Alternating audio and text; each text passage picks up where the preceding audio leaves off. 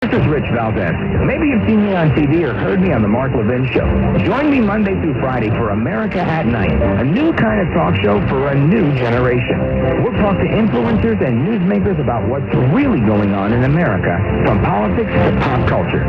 We're also going to talk to you, so make sure you subscribe to America at Night with Rich Valdez. Rich Valdez.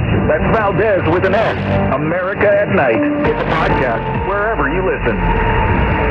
This is the news and talk of Texas. WBAP, Fort Worth, Dallas. KPLX FM, HD2 Fort Worth. WBAP.com. A Cumulus media station.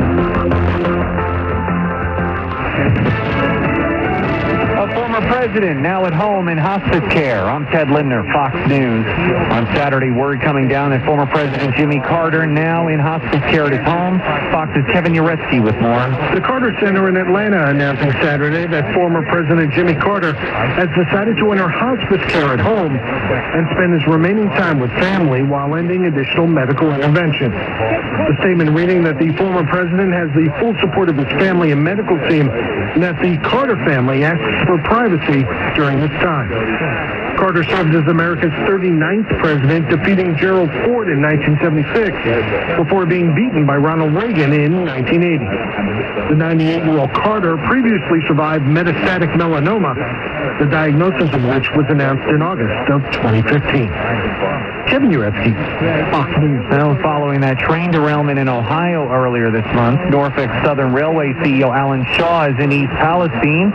He was asked what he's doing in the town on Saturday after leaving the Incident Command Center. I'm here to support the community, and if you'll excuse me, that's where I'm headed right now, to meet with some community members.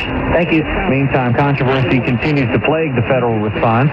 Fox's Lucas Tomlinson with more on that. Things are improving slowly in an about face. FEMA says it will deploy a small team here to East Palestine. We also heard from Ohio Governor Mike DeWine, who says HHS and CDC will also deploy toxicologists and a medical team to set up a free clinic here in town. But that's not satisfying all the residents. We spoke to one who says he still doesn't think the water is safe. The EPA deployed small teams to nearby streams and creeks. President Biden sent his EPA chief here to East Palestine one of the day to tell people their water and air are safe and clean. The mayor here still has his doubts. People living in the area remain concerned about possible environmental contamination and health concerns.